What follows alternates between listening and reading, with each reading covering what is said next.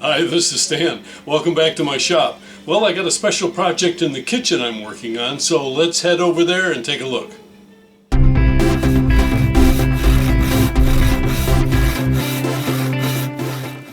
So this is the classic blind inside corner. Here it goes from the stove and it wraps around over to the dishwasher.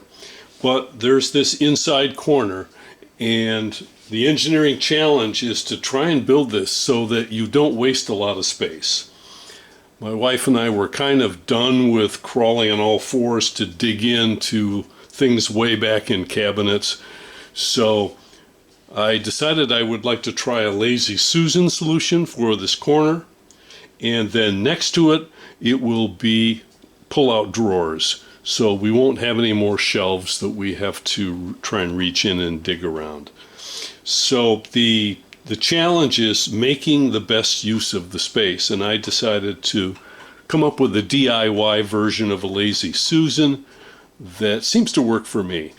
And we've looked around at some options, and since I'm building the cabinets myself anyway, I thought, well, let me try a DIY version of a Lazy Susan. I think the rotating platform would give me the best use of the space. There are some really fancy pull-out, oblong-shaped, some weird contraptions, but I think this will be much more affordable and sturdy and doable for me with my skill set anyway. So the cabinets are going to be basically birch plywood, and I've got poplar trim that I'm going to use. So here you can see, sorry about all the junk, we're just trying to see what fits and what's going to work with the space. You can see that works really smoothly. What's underneath this platform is just your standard 12-inch diameter Lazy Susan. And we're going to have a quartz countertop. So one of the problems of a wide open space like this is that you don't have support for your countertop. Here's my solution for that. Similar to how you would have on a sailboat, where you have a compression post that takes the compression from the mast and transfers it with a series of mechanical inserts down to the keel of the sailboat. So that's basically what I have here. The countertop will set here, and this compression post here goes all the way down to this base and then transfers down through the next base and down to the floor. This cabinet wasn't built in a traditional way where you build a box with a cutout for a toe space and then it sits on the floor, you shim it and drill it to the wall. This is done completely differently. At first I put a 2x4 base. I used construction adhesive, bonded that to the floor, got it all level and everything, and then my cabinetry is basically a box, and it gets attached to that 2x4 base, and then I build the cabinet around that. These aren't even anchored to the wall yet, and they are super rigid. I don't even think I have to screw it to the wall, but everything is leveled and not a lot of shimming or anything else like that. So I cut out two big circles out of 3/4 inch birch plywood, and I banded it with small 1/8 inch birch ply. I was able to wrap it and glue it around, and you can see this works really smoothly. I had to have a hole for this pole, but you'll never see this pole. And how this works is there's a little block. This piece of the piping is not only removable so that I can lift the Lazy Susan out and work on it if I have to, but it also allows me to vary the vertical height and tune it up so that it's a nice tight fit and will support that quartz top. This is exactly where they're going to have to make a seam in that quartz top anyway. So I want to be sure to have good mechanical support. The little metal Lazy Susans that you get at the hardware store, they're rated for like 1,000 pounds.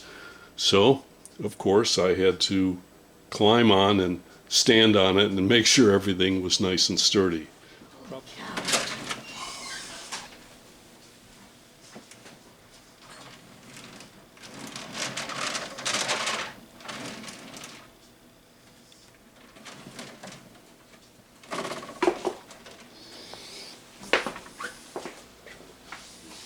probably over-engineered a bit, but that's okay. Hopefully you'll never see these posts in the normal day-to-day operation. And I'm really happy with the way these turned out. You can see the birch is very pretty grain. And this edge banding came out really nice. And this works very, very smoothly. Really super thrilled with it.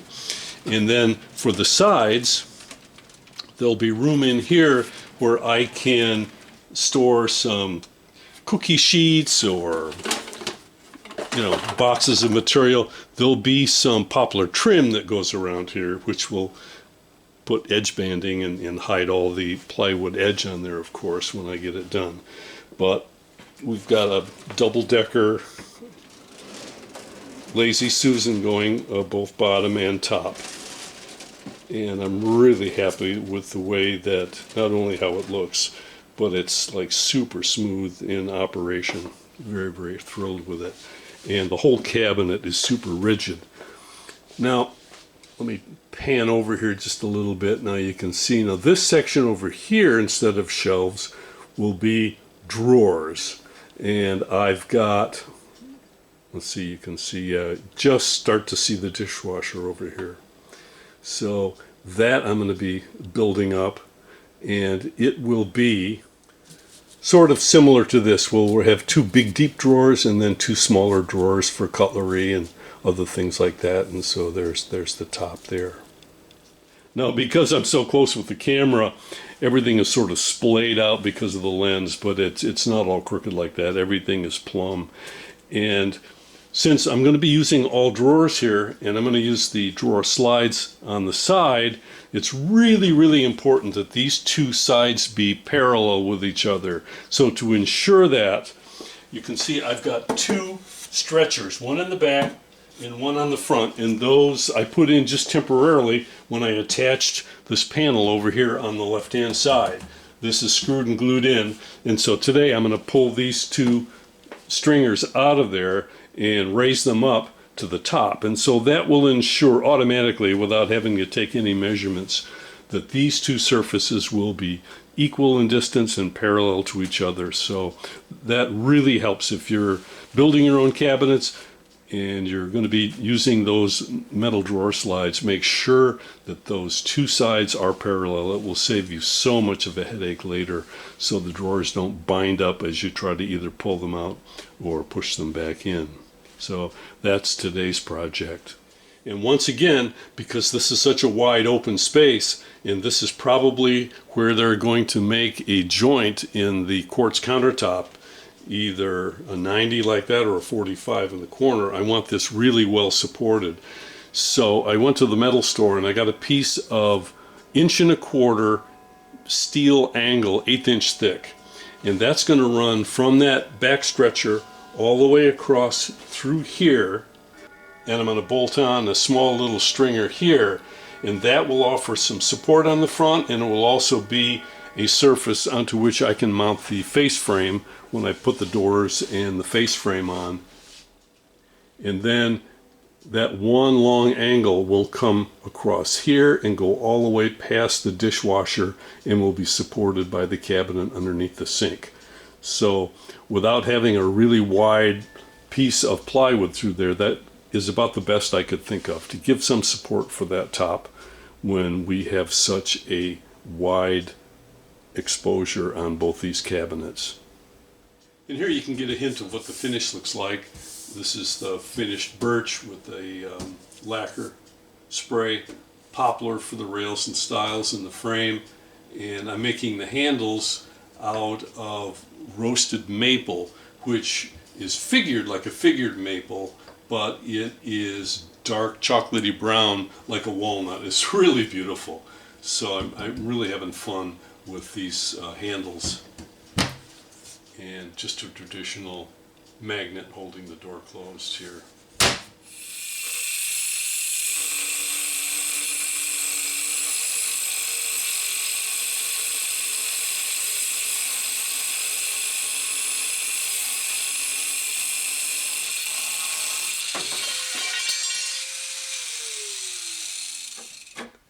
Nice and square.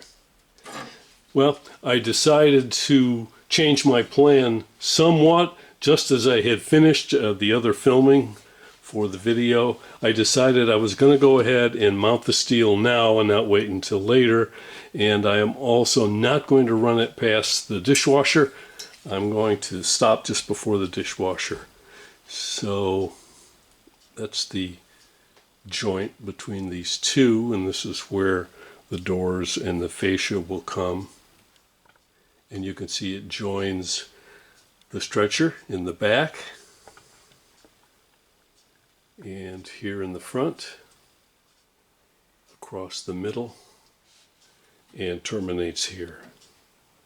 So basically what I had to do was chisel, saw, and carve away just a little bit of a saddle on the corners of this plywood to receive the angle. And the angle, although it looks like it's a sharp 90 on the outside, it's actually radiused on the inside. So I had to radius the shelf as well for these.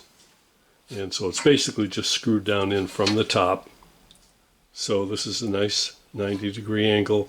It's through bolted twice here, and then once with a big thick bolt here.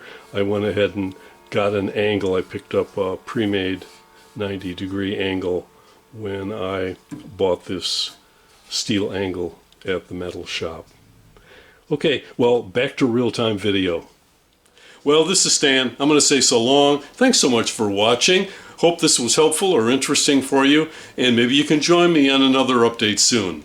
I'll see you then.